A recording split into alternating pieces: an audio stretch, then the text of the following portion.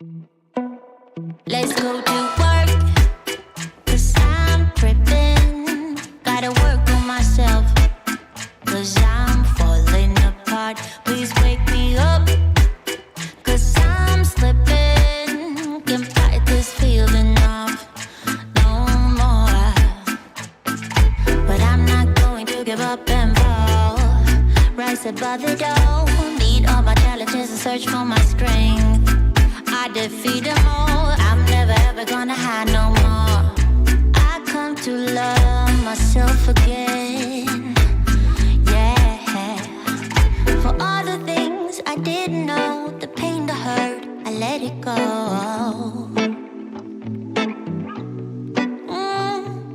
Start to believe in myself, and life will be sweet again. So sweet again.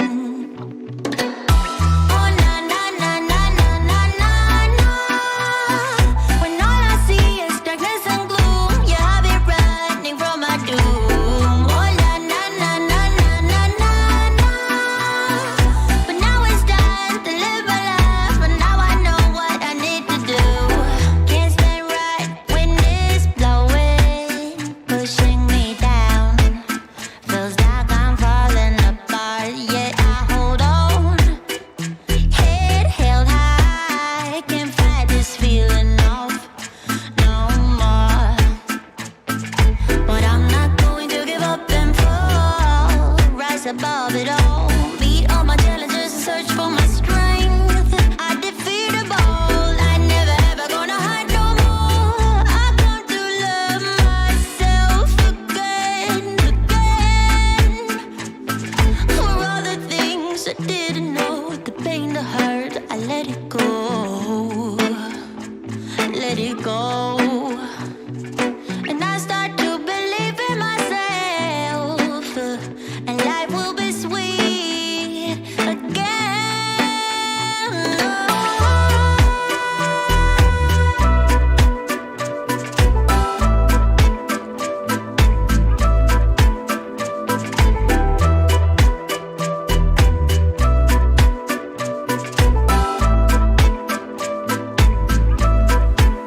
Oh na na, oh na na na na na na na na.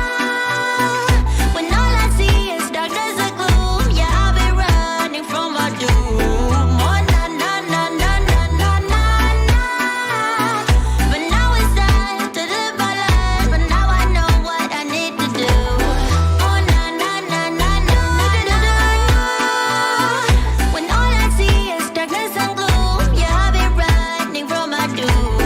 Oh na na na na na na na. But now it's time to live my life, but now I know what I need to do.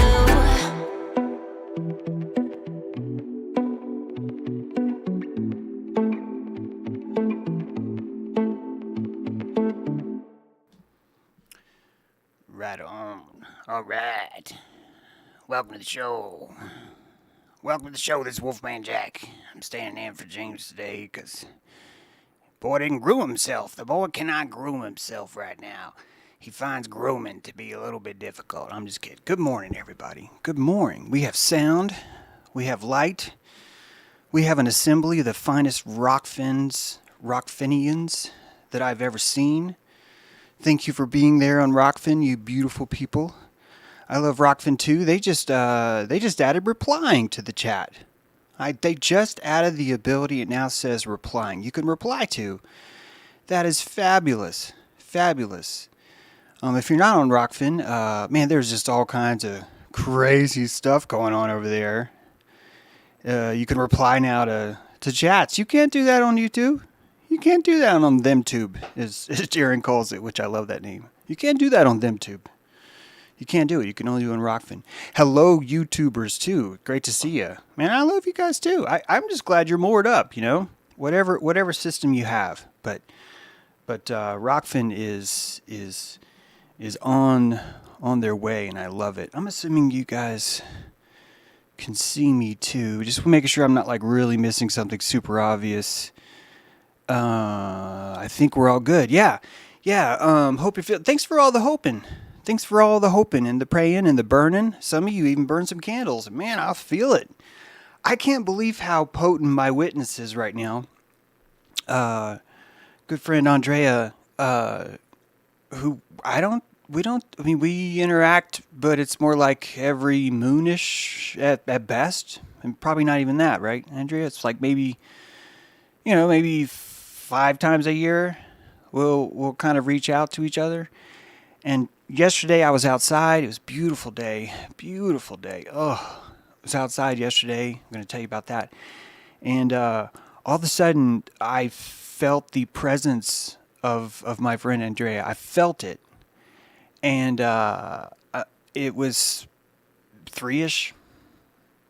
I don't know, something like that. It's not like I was like, oh, I think about my friend. I should look at the time right now. I don't go there, you know. I was just there. I was, and get upstairs 2 hours later, and there's a text from her. I said that's quite a witness you have there to her, and it's really been making me think about the mechanics ever since.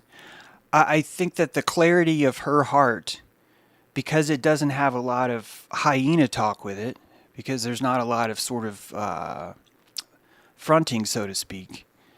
And one of those reasons is because of the work that's been done in Dojo. And guys, I am so sorry. My mom has just texted me, and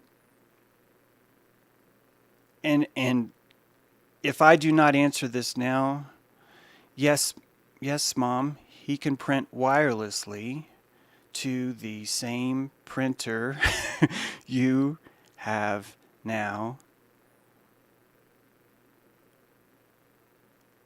There. I have to do that because I get the feeling she's probably at Costco or something. And if I don't do that, Dad's going to look at her and say, I don't want to switch. It's hard. I don't want to switch. It's hard. I'm just going to go buy another HP laptop. And that's going to make my life so much harder. Oh, because my dad he has so many Nigerian princes in his Rolodex now. So many of them. Oh my God. He has boat insurance. I'm making that up. He has, holy shit, that guy. He will click on anything. And after he clicks, he'll say, hey, the other day, should I have clicked on this? I clicked on this.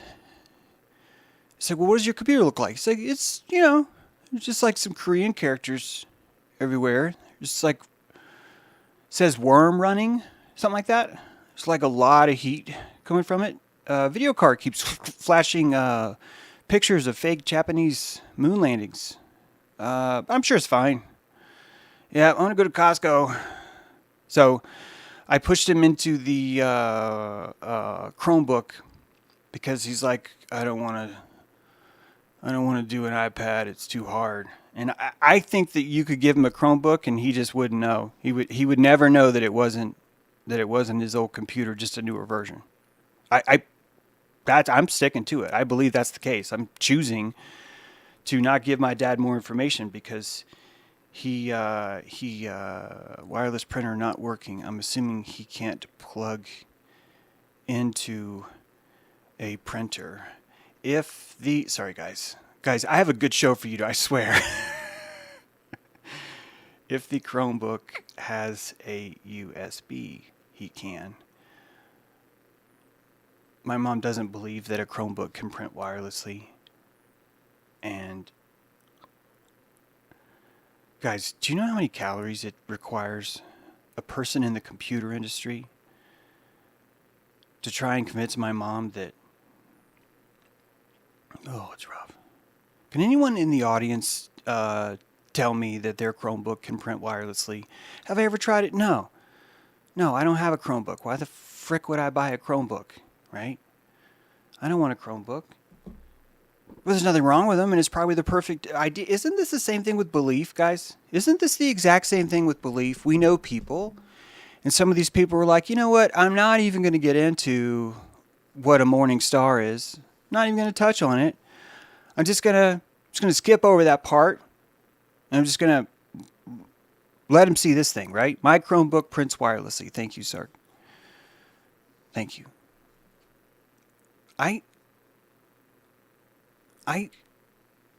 It's been my only real job I've had. If the Chromebook has it, but I just confirmed Chromebook prints wirelessly. I better put via friend. I just confirmed. Sark, because I know you personally, I'm just going to use the word confirmed.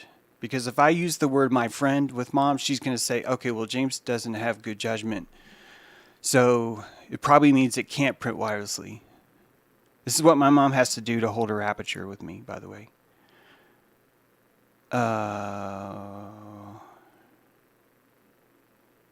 Chromebook prints wirelessly. Yeah. I swear we're getting to the show. Oh, I swear we're getting to the show. Okay, I got an okay. All right. Yeah, let me give her Sark's phone number. Yeah, let me give her. Actually, you know what? It would help. Sark would find my mother delightful. My mother would find Sark much more informed on all the computer things. It would require Sark years and years of slowly letting his consciousness leak out for my mom to start to want to deteriorate that due to its aperture. Does this make sense? Right? This is why I tell you that you're not going to get by with this made by Jim Bob philosophy that everything is objective. You're not going to get by saying, what is the solution to parameter 6? It's not. It's going to be not only based on who you're dealing with, it's going to be based on your history, it's going to be based on how much calories you have, it's going to be based on your future points with that person. It's going to be based on how much are you going to be needing to rely on that person even in the future. And you can't pretend that it doesn't happen that way. You can't. You can, but you'll be an autistic shit. And no one will like you. Which might be fine. Hermits are good. Hermits. It's a freaking band. Look it up.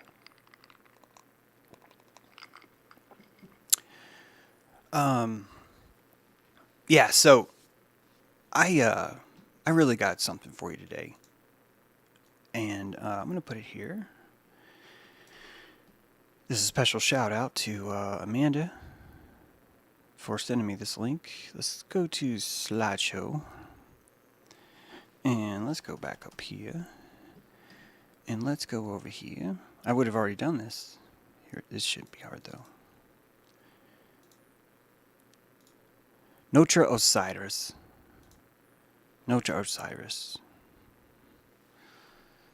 Right? Notre Dame.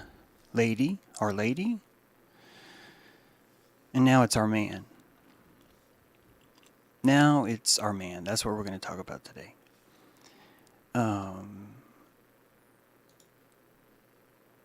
Let's do it. The day before Easter, Saturday. What? Why are you doing that?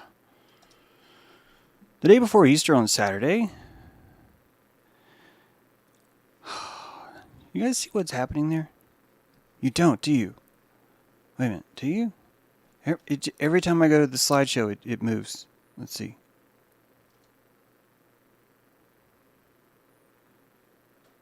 Oh my goodness, why are you doing that? Oh, sorry, slideshow's just playing. It's not letting me. It's like actually playing. It won't let me stay on a slide. I'm going to have to play with that later, to practice with that later. Sorry.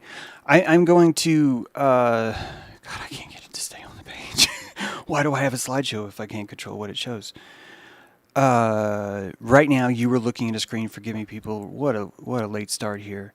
15 minutes in, and we're finally hitting the meat. Feel free to put that in the comments. The day before Easter. The day before Easter. Fucking A, why Why did you just change that? Hang on a sec. I'm not going to be able to do this. I'm not going to be able to focus. I really want to tell you guys this story. Let me move it to this window. Slideshow. Are you like deciding that you want to like play it because you think I'm an idiot and that I shouldn't have control over? Is that what you're doing? Is that what's going on? You know what? Maybe I'll just show it. I'll just show it to you like this. Sorry. You can see my little chest hair down here. See that? Hi! I'm the chest hair hanging out right here in this little bottom part of the screen here. We've had a rough time over here being chest hairs, you know. This guy's an idiot. He fell off a frickin' deck. Yeah. But clearly he has no mental issues right now, so it's okay. Osiris, the body of Osiris, has been discovered on the floor underneath the spire. This is hilarious. And this happened the day before Easter. This happened Saturday. Right? When Mary was one of the few outside the tomb, waiting, right? Grieving. And she alone had more faith and hope than anyone else did. And she persevered, and on Saturday, on the 3-year anniversary of the fire of Notre Dame, on the third day, think about on the third day he rose again, but now add that to as above, so below. And I want you to hear that on the third year, he rose again. And on the third year, because the spire fell, because the obelisk fell,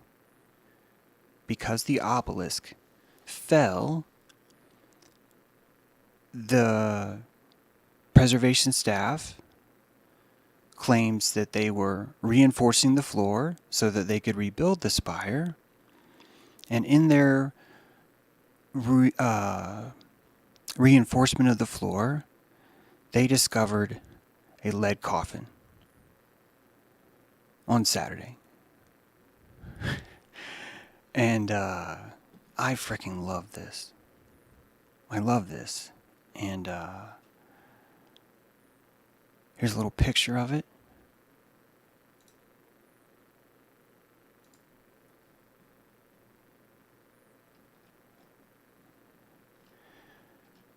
And because of the podcast, I'm going to read it. I'm going to try and read it in a dilating way so that I keep your attention. We practice for the audiobooks, right? It's actually pretty short. Archaeologists, or I could do it in NPR voice. Archaeologists discover historical artifacts during Notre Dame Cathedral restoration on Saturday, April 16, 2022. I'm not going to do that the whole way. But that's the title, yeah. Archaeologists say they will soon open a human-shaped lead sarcophagus found underneath the floor of Notre Dame Cathedral in Paris. The announcement came around the 3-year anniversary of the devastating fire that engulfed the 850-year-old national monument and shocked the world. The day after the blaze, archaeologists were called in to assist with the conservation and restoration of the cathedral as workers set the task of rebuilding. Quote, "The vaults crashed here during the fire and opened a hole into the 19th century heating network, and underneath there is a series of layers which are very dense, interesting, and fascinating." I should have done that in French, said French National Archaeologist Institute Christopher Besnier. Archaeologists were permitted to excavate a small area of the exposed flooring in preparation for scaffolding they needed to construct in order to restore the church's large spire, which collapsed during the blaze. We have discussed many times the Technology of Belief. The book that I wrote discusses in detail the needles of Cleopatra, the 13 obelisks that traveled to Rome, the ritual of Osiris, which is the falling and the rising of man. It is the resurrection, and that erection is not a coincidence in phonetics. The ritual of Osiris is Osiris was entered into a coffin. There's some speculation as to why. Some say he did it on only. A few know, like me, that he did it on purpose. Some say he was tricked. Doesn't matter. His body was dismembered into a certain number of pieces. Someone in the comments might tell you that number like they know, but seriously, it's sometimes it's 19. Sometimes it's like 41. Sometimes it's 13. Sometimes it's 32, which I've never read any translation that said that, or 33. I mean, but anyway, the point is his body's chopped up into pieces and it's spread. And then people start to agree again because Isis collects those pieces. Mary preserves and watches over the body, and she brings the body together into its parts, save one. Save his penis. The penis of Osiris is not found. It's gone. And she constructs a golden phallus, and that golden phallus is erected on the body of Osiris. And Isis seats herself upon his mercy seat, and a new world is reborn. That is the story. That is the mythology, and it's a constant repeating ritual, and it embodies all the principles of thermodynamics, of batteries, of any kind of power transaction. The gating of that power is encoded into this message. And we could really stray a lot here on why it's encoded. Some people like to automatically assume, well, someone must be in on it when you see this kind of scaffolding, when you see these kind of symbolism. And I'm not opposed to you thinking that way. But it's not really fair to think that that's the only way to interpret this, because with syncretism, we would be easily known to realize that the symbolism that we see in the world is probably more than likely not conscious. It's not conscious. And that most of the people that are facilitating these things that are causing the scaffolding to occur don't have to be conscious of it. In fact, if they were not conscious of it, it would probably make their regurgitation of that scaffolding more accurate, wouldn't it? Wouldn't it? You know that. Their mind wouldn't get in the way, essay, right? It would just follow their natural being. And when this happens, enough of these scaffolding things just show up. They just occur. So I don't care if you want to say, well, it's some dudes it's the black nobility, and they all got in a coffin, and they did this, and they had like red shoes and stuff, and then they drank children's blood, hang them upside down, and we there's lots of channels out there that'll tell you all about that stuff, and they'll start blaming things. But underneath it all, here's the same ritual: Mary standing vigilance over the broken spire. The resurrection of Osiris is here. Now, underneath Notre Dame, in case you don't know, is probably about 1,000 miles of limestone caverns, adorned, not filled, adorned with bones, meticulously adorned with the dead.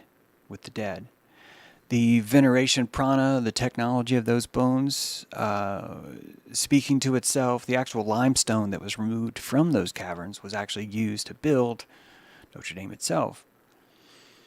The one of the oldest, most revered pagan sites, sitting on the labia. Fuck, I need to learn my anatomy. Sitting on the labia of the island of Paris. One of the oldest pagan sites is beneath and is Notre Dame. It's one of the most important structures we have. And there is a wailing from that window. And when you enter into that cathedral, you are immensely, profoundly aware of darkness. And I don't mean, James is dark, I think he's negative. No, I'm talking about you feel the presence of darkness. You have entered into this veneration chamber of darkness. That's the first thing you feel when you enter into that cathedral. And if you're afraid, if you're uninitiated, if this isn't for you, you might go, oh, it's so satanic in here. Let's leave and talk about how satanic everything is because we're so fucking great. And you could do that. But if you continue into that chamber, you are overcome by the largest cross you've ever seen. And that cross is not a vertical statue, but that when you look up, you are looking out of the Templars' cross of stone and stain. The glassworks in there have no choice but to strive through that dark vaulted space. And it's actually not a cross. When you look up inside Notre Dame and you look at the spire itself, I could show you this. It'd be freaking great if I could just use a freaking Google slideshow like it used to work. But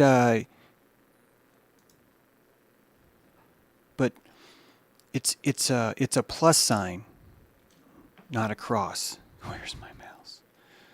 Oh, this is just a slideshow. God, this would be so much easier. I'm kind of about 40 slides to show you.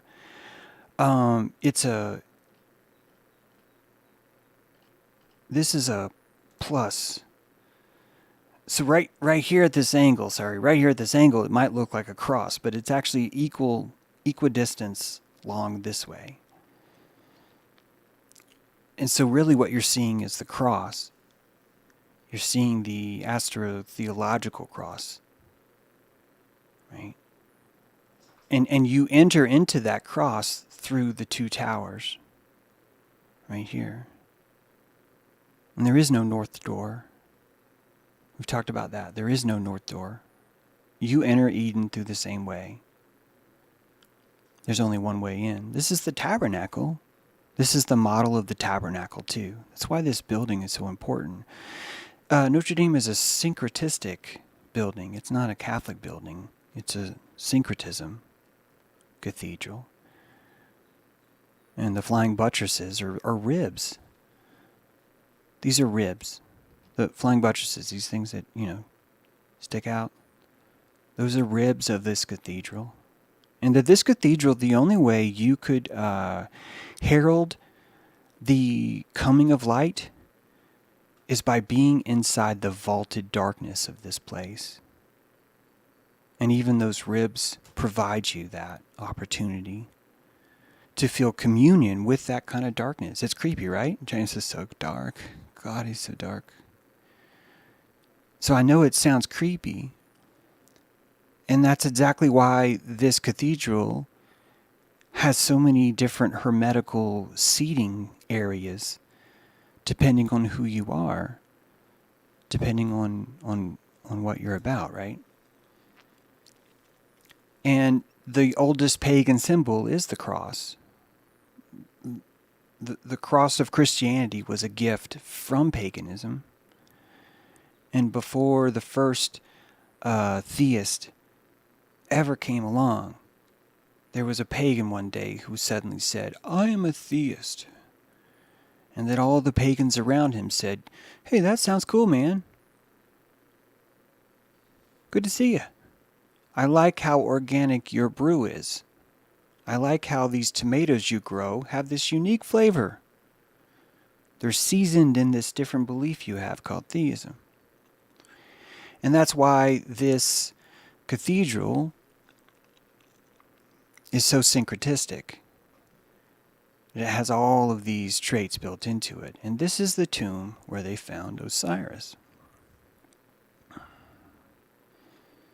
The lead sarcophagus. And they didn't show a picture. They won't show us a picture of it right now. We have to wait. They just want us to know that he's been seen for the first time, right? For the first time in thousands of years, light is completely filling the cross of the cathedral. Do you understand that with this roof gone, this is all wood. All the yellow stuff here is wood. And that with that, all that wood gone, look how much light pours into the cathedral. It just pours in. And right below it, the body of Osiris. It's amazing how obvious, how out in the open, how in your face these things are. But yet, people are just driving to Starbucks. People are just buying Chromebooks. Right? People just want to print over the air. Wirelessly. Right? And look at what happened Easter. And you can't even explain, because anyone outside of your acolyteship would simply say everything you're talking about is coincidence. And that you wear these vestments of coincidence. That you are an acolyte to these cathedrals, whether you want to admit it or not. And you didn't have to get in a coffin and diddle yourself. You simply know by watching. You simply go, holy shit, look at what happened Saturday. My God, I am moved right now by this display. And it makes you religious too, but to this reverential, secret structure of the world that's moving in plain sight in front of everybody. Everybody. So the largest movements are occurring. And only you and I are seeing these things, right? And we can't say, well, only you and I see them, because everyone else sees them too, but they don't see, right? They see. They don't see. See? 3 different meanings right there in the same word. See, see, see. 3 different ones. 3 different ones. Put this back on.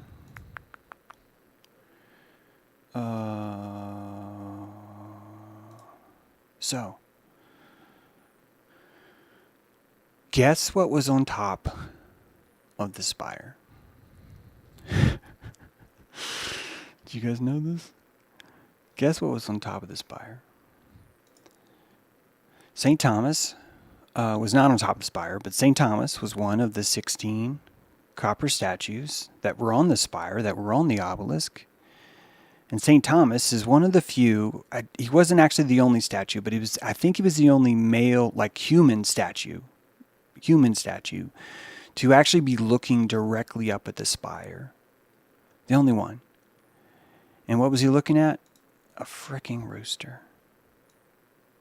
He was looking at a rooster. I hope you guys are about to enjoy this. He was freaking looking at a rooster the whole time. And that rooster was destroyed in the fire.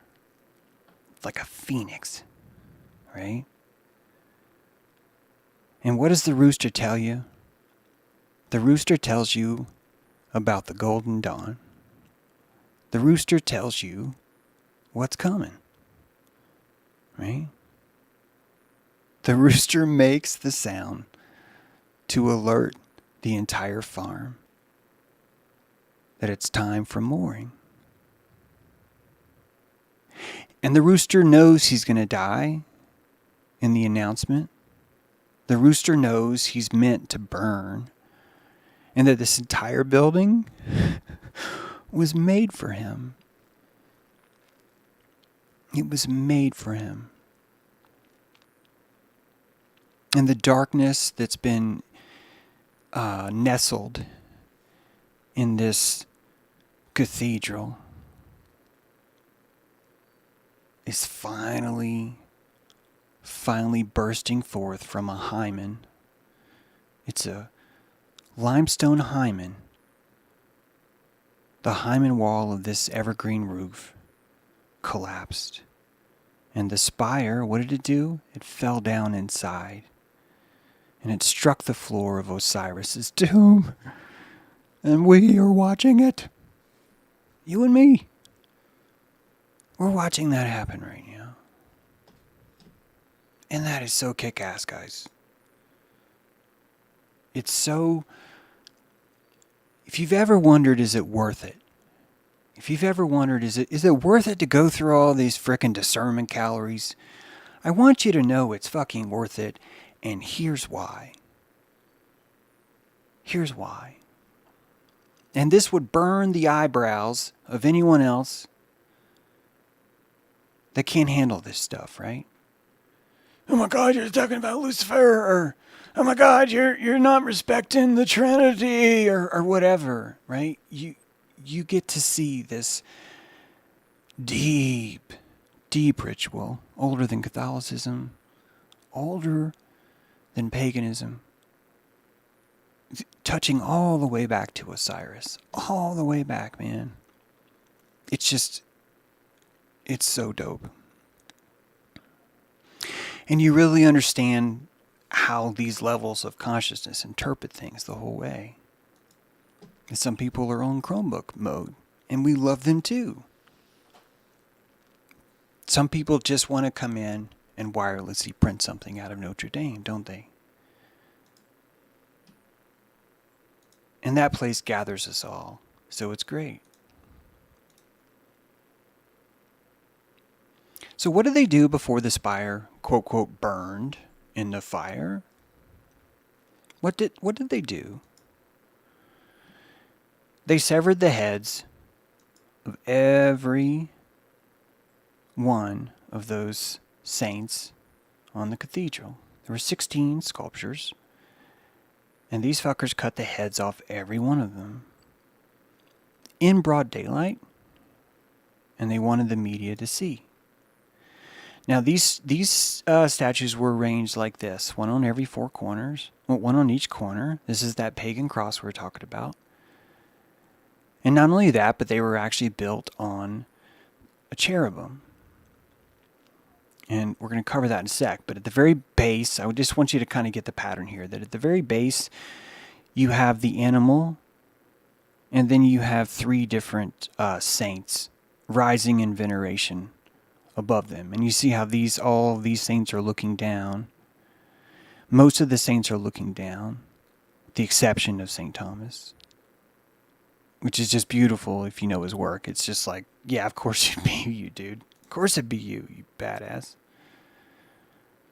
The revised instructions lay out in detail how... Okay. Now, before we get that... Okay, James, we should have put this one first.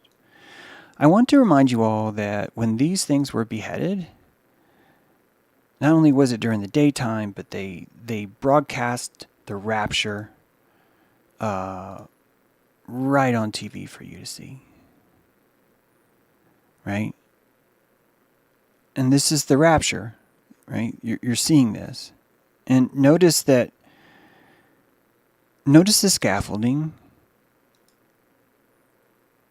And notice how, as they raise these things... Oops, we don't need to see that. I want you to notice how out in the open these things were done. It was in the middle of the day. The media was invited. The statues were not covered. They were not wrapped in any kind of protective way. In fact, they were vandalized. Their heads were removed. Well, James, this is how you get to the structure. You know, you had to get to the iron core structure inside. This is the only way you could move them. And I'm like, yeah, I guess so. I guess they didn't have the ability to put this on a stand inside a protective box. I guess they didn't have the ability to do that, right? That around all this scaffolding, they lacked the technology. They didn't have a crane. Well, okay, I guess they had this crane. But that they they never would have had the way of building a protective cage. You know, like when the crane lifts it up, if the wind happens to go insane or something, and it was to smash it into the side. No. They did it this way. No, we have to cut the heads off all of them. Every one of them.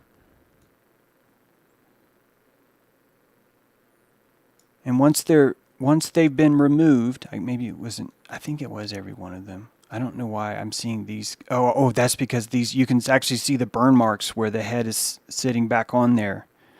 See that? But most of the photos are this, and the airlift is this. And so they were beheading these saints, rising the dilation of this entire thing under the calling of a rooster. And before you say, well, yeah, that's just how you move things, man.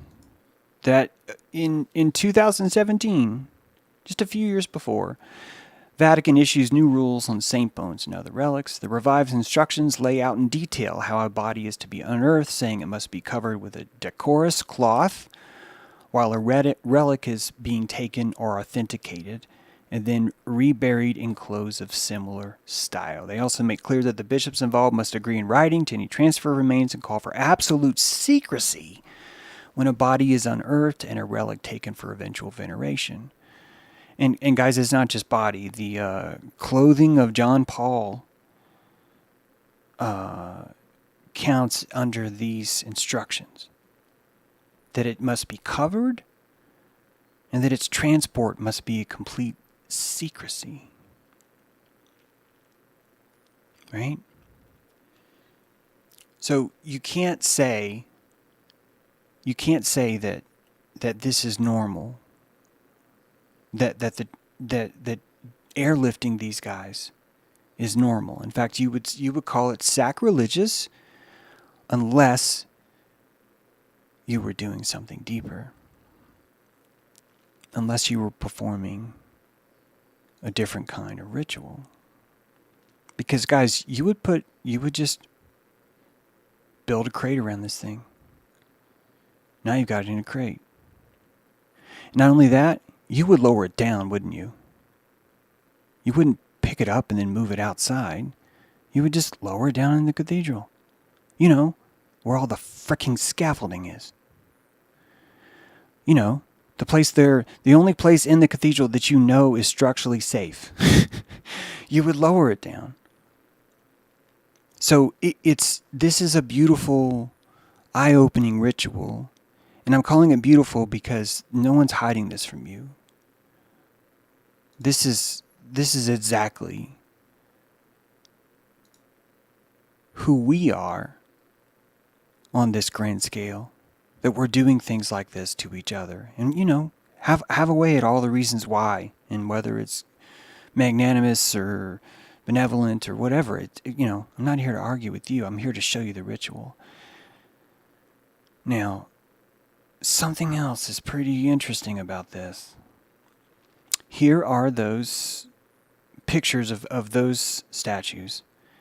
And as I was telling you before, you can see that the saints themselves are never looking up except for St. Thomas. He's the only one looking up at the rooster. And then at the base of all these, you have animals. You have animals at the base. And the cherubim would be, where is that? Just to show you what I'm talking about. The cherub would be this tetramorph, right? Of the lion, the ox, the human, and the eagle. And so at the base of the spire, at the base of the obelisk, are these four creatures, these four cherubs. Except for one. One of them is missing. One of them is missing. Can you guess which one? Can you guess? Here's a picture of the one that's missing. And there's not a story on this. This isn't on Wikipedia.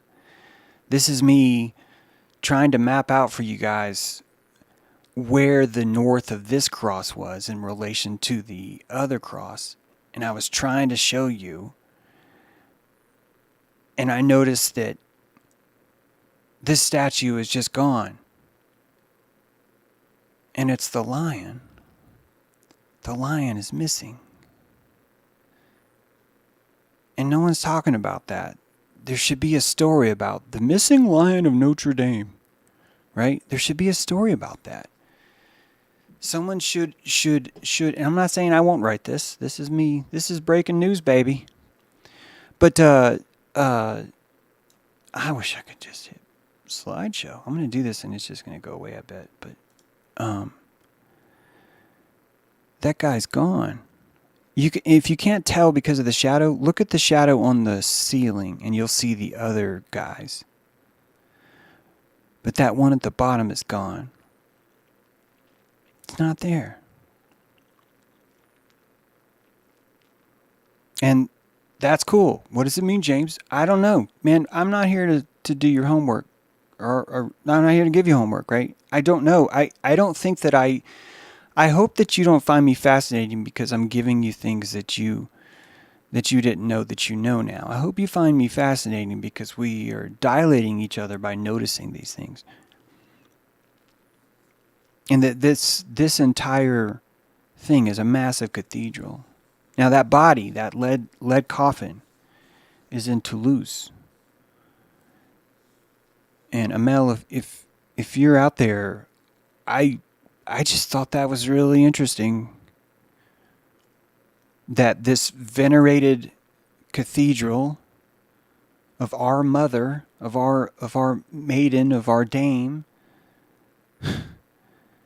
has been broken into, and all this light has been pouring into it. And the remains have been moved to Toulous. That's more of a personal thing, something we were talking about in Dojo, but it's just, damn. All of these things, as I said, are vestments of coincidence, right?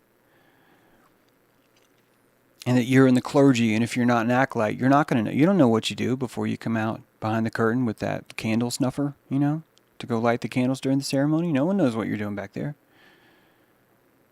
Unless you're an acolyte, you wouldn't know. You wouldn't know what it's like to feel that either. Now, this when they uncovered this floor, they also found where there used to be a wall separating the choir from the congregation inside the cathedral. And that's been uncovered too. I encourage you all to read into this, to check this out, and just surmise it for yourself. Because I think this is one of the most passionate cathedrals that we have. And there's a lot of them. I've been in a lot of them.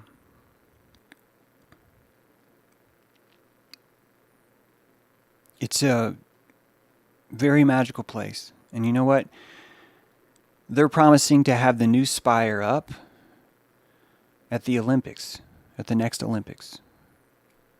And if you guys remember that the last Olympics with the ceremony, the giant Corona ceremony, that was 33 days after IPEC Go 2.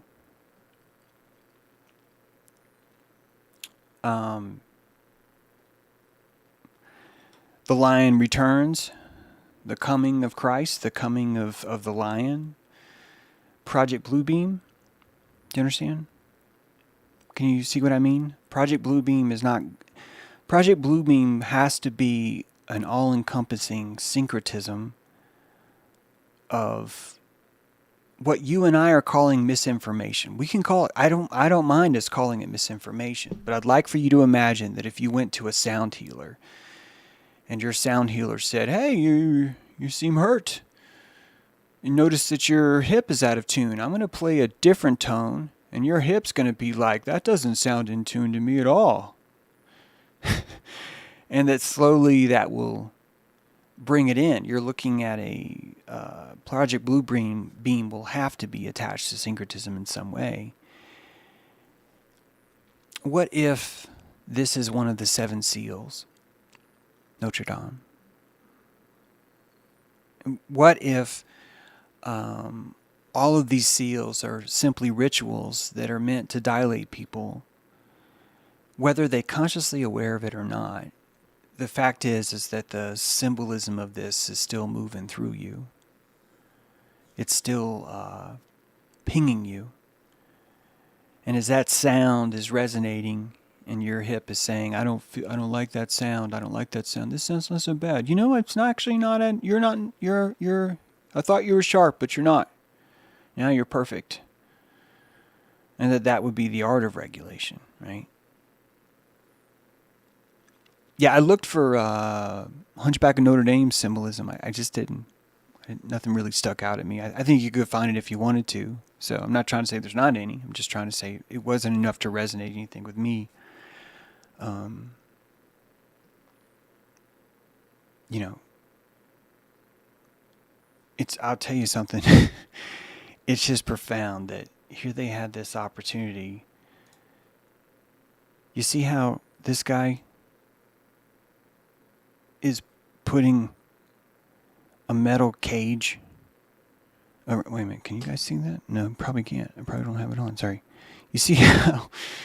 No, you can't see that. No problem. Oh, man.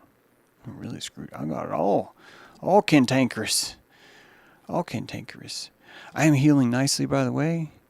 I really am. I find one of the more painful things to do actually right now is sitting. But I can stand up really well, and I last longer standing up than I do sitting. Just for what it's worth. And I can sit, I can stand and I can lay down. So I'm basically a binary dog. I have binary dog skills. There it is, sorry. Look, at the same Notre Dame, at the same site, same crew. What do? They're putting a metal cage around the statue. So you can't pretend that vandalizing statues is how you preserve them. It's freaking absurd.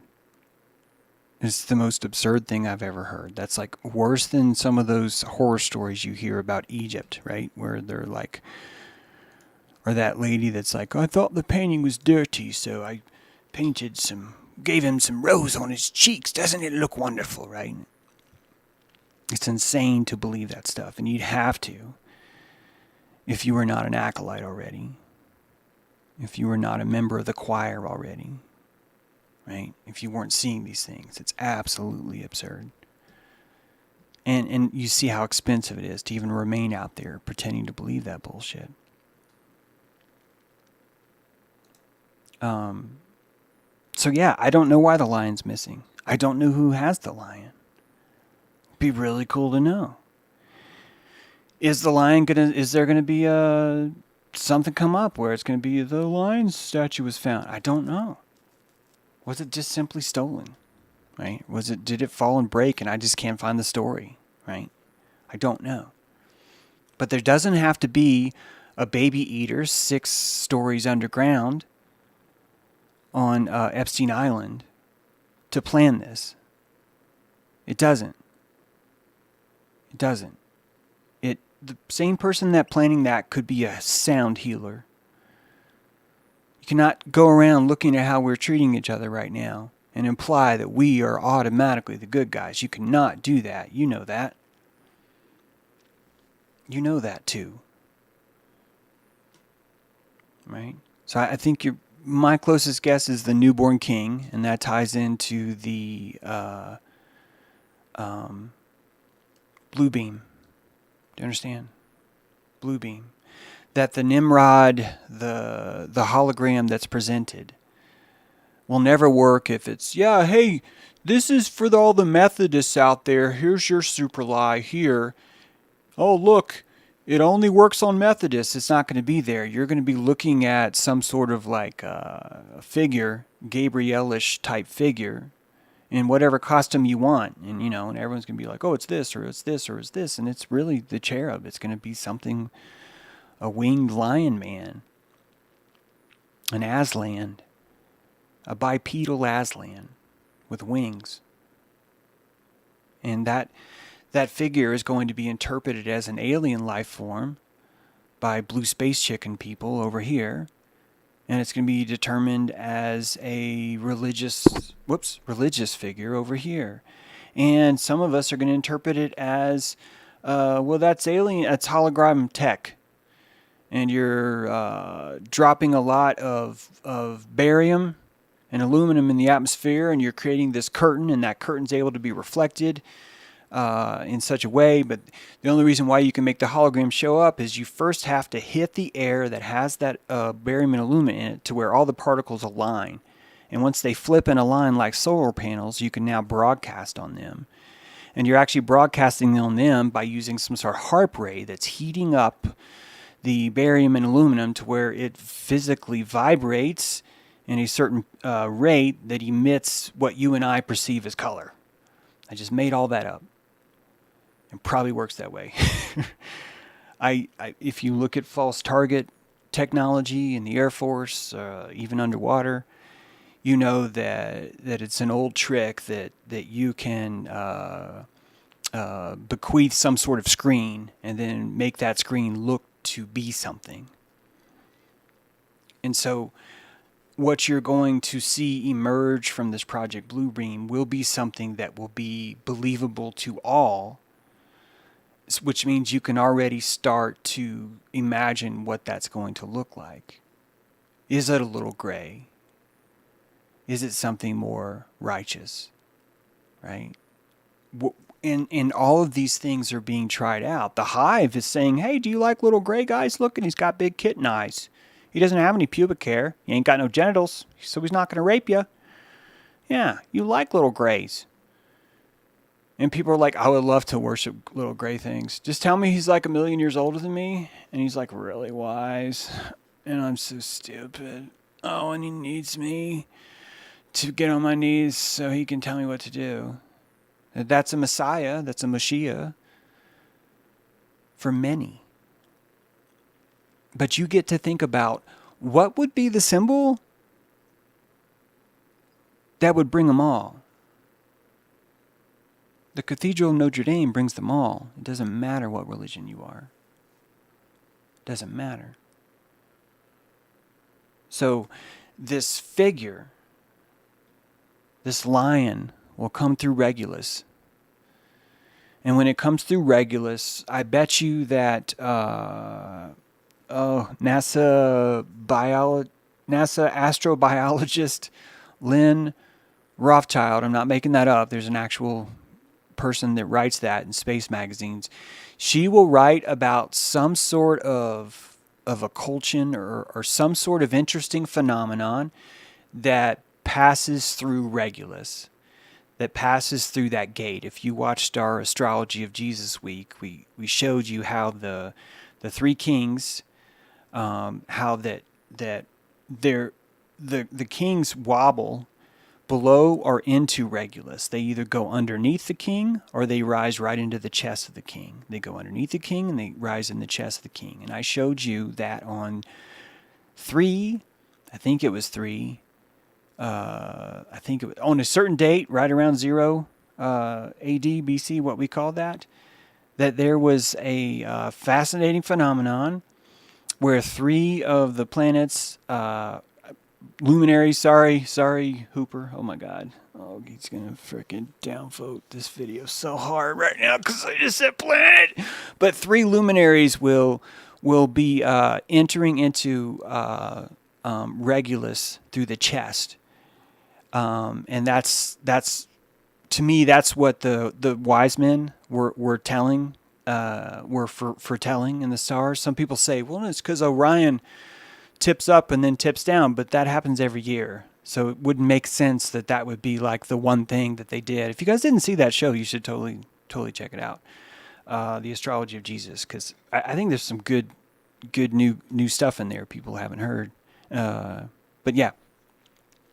So, astrobiologist Rothschild will probably give you some sort of like star thing having to do with Regulus, and when that happens, it's showing you that's the acolyte holding the stick up to the candle and just putting that flame right there and just touching that wick, just touching it and pulling it back down, and then walking to the next candle and go. Choo.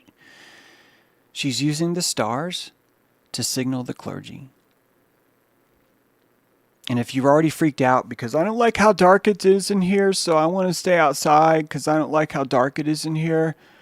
It reminds me of James. He's so dark. If you're one of those and you can't even come into the cathedral, none of this matters. You don't have to worry about it. You don't have to worry about any of this stuff, right? Someone will open the door and say, hey, the new king's here. You can come in and suck his dick now. And you'll be like, okay, great. You know, all that will be waiting for you. It's no problem. This is a cathedral for everybody. That's what makes these places so powerful. Do you understand that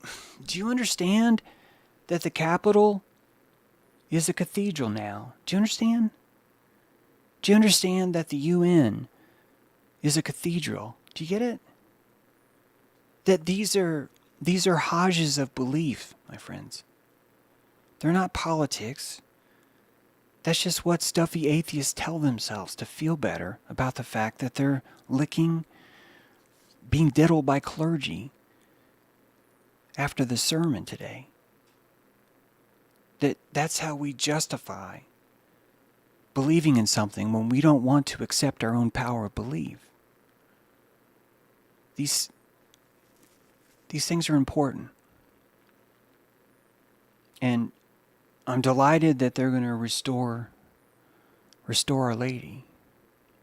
Because she's beautiful. And she's dark. It's so dark in there.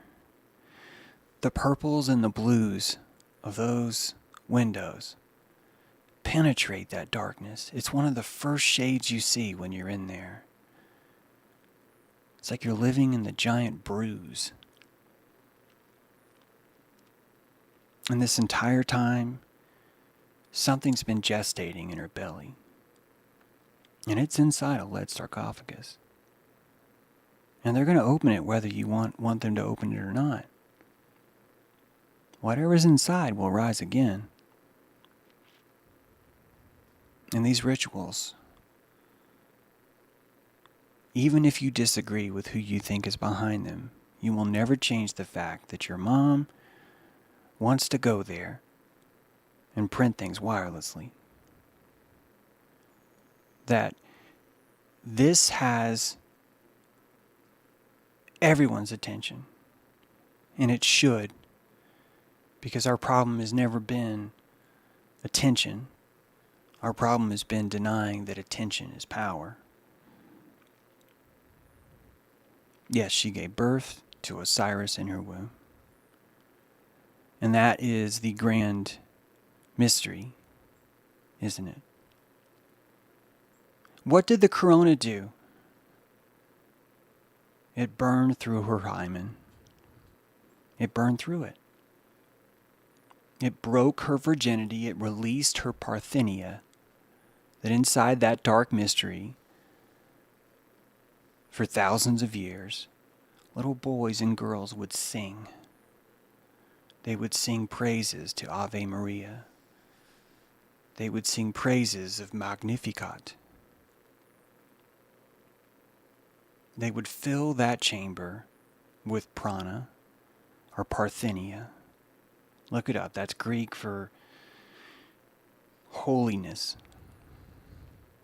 And that you when you dust your mantle, you are imbuing holiness into it.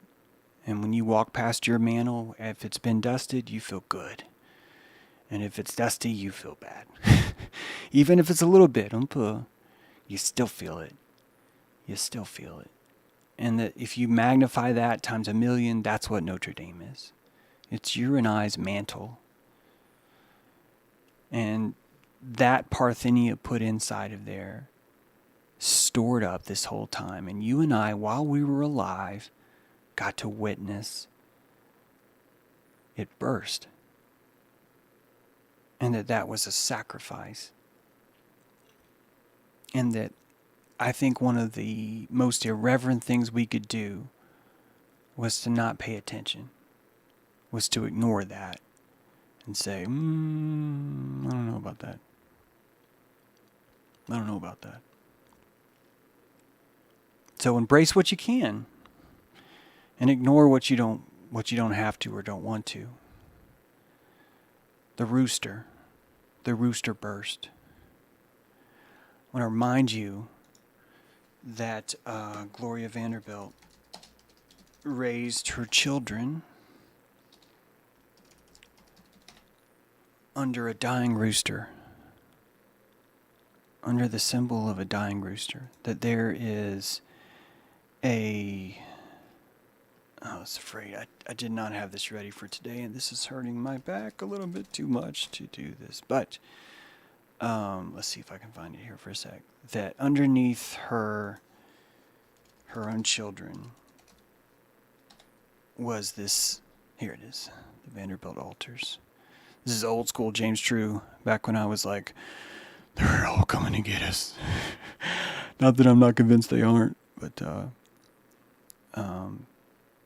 I just found this profound. This is not just Gloria Vanderbilt, but this, what you're looking at here is the same kind of a thing. That when Anderson Cooper, I think this is Anderson Cooper down here on the right, and then right here is his brother. Forgetting his brother's name right now. But that all of this ritual where the brother dies, keep in mind his brother jumped off their 14th floor condominium. I mean, their building in this is right after past Central Park. And what according to the police report, the day that he jumped off, the New Yorker magazine was published, and inside the New Yorker magazine was a story called White Angel. And the story of White Angel actually describes two brothers witnessing someone have intercourse, and then freaking out because it was their own family, and then bursting through a plate glass window and dying. And Gloria Vanderbilt was reading that to her son because he was mourning the loss of a girl. This is according to her story, what he was saying. And that right after that, he jumped to his death. And the entire time, this goes back in the symbolism, but the entire time, above their bed, is this idea of the death of one son rising in an exchange for a new day. And that the rooster watches it all. And that Anderson Cooper himself, if you were to look at his role at CNN, Anderson Cooper was basically getting up at 4 a.m. every morning and being told what the day was, right? And he was being told what to regurgitate. And that's what he would do. He would call and crow and call forth that new day. And all of these things, whether you want to call them conscious or not, I think it's more profound that they don't have to be conscious. I think some of us say, well, they had to know what they're doing because they can't embrace how deep this is, if that makes sense. They can't embrace how symbolic this is. The syncretism scares them, so they start insisting someone must be behind it, orchestrating it. Someone must be behind this, orchestrating it all. And I'm telling you, I think it's more powerful than that. And I'm telling you that scares us, which is why we insist. It's got to be Epstein. It's got to be Maxwell's, whatever. Robert Maxwell, sorry. And we have these tendencies to look for these things. And I came out of that through Blueprints of Mind Control and Technology of Belief. You watched me emerge from those things, insisting it had to be one person's fault and we could burn that person once we find them, all the way up to these synchronicities are so deep that there's no freaking way. There's no way that every single one of these things could be planned. That it sounds like an insane reach to insist that it was. This is the corona. And it is a new dawn. And it is the age of Aquarius, and that requires a burning. And a lion will come. And that lion is you. And that your roar and your sovereignty is the newborn king. And that you are the third testament. And that the only way you will emerge as this obelisk is by witnessing the sacrifice of the Virgin who gave her Parthenia for you to come. That's why there's no lion. Because it's you. I just realized that. Thank you for helping me. I just realized that. That lion's you. And the story has not been written because you have not written your story. And this rumor that you got in that coffin because someone tricked you, that's the tomb of Osiris, right? That Osiris was tricked. And that when that coffin was thrown into the Nile and the pieces were separated, that was a decision you made by choice. You were ready for something new. You were constantly rebirthing yourself and having faith, knowing that Regulus will shine and that the three wise men will come into your heart and say, "Arise, chicken, arise. Arise, chicken, arise. Arise, chicken." From chicken to rooster to lion to man, you are that missing piece. And it's really great to see you. We have a special broadcast tonight. Moon's Day broadcast on Dojo Earth Radio. That should be at 7 o'clock. Yep, so check that out. And Wednesday we are having, remember, Wednesday's usually Q&A day, so if you have questions about this stream, if anyone wants to gather more information or look more into that, Wednesday would be a great time to have some vittles ready for everybody. So feel free to join us on that.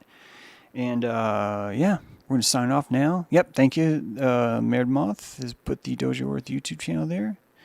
And Sark just put the Tribe Telegram channel there, so you can check that out too.